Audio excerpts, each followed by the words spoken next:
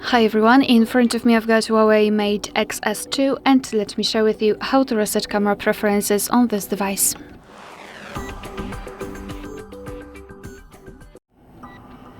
So let's begin with opening the camera app, and currently we are on the video mode. We can switch to the photo one, but it does not really matter.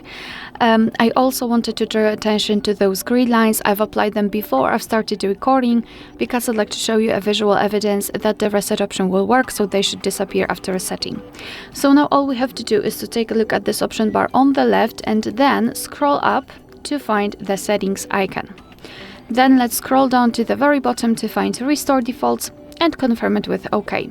And as you can see, we just got back to the camera, and here we've got the very first evidence that the reset option worked, because we need to give the permission for the camera to use the location. So this is the very first option which appears after opening the camera for the very first time. And the second one are the grid lines, which are not visible, which means that we just successfully reset all camera preferences. Alright, so that will be all. Thank you so much for watching. Please hit the subscribe button and leave the thumbs up.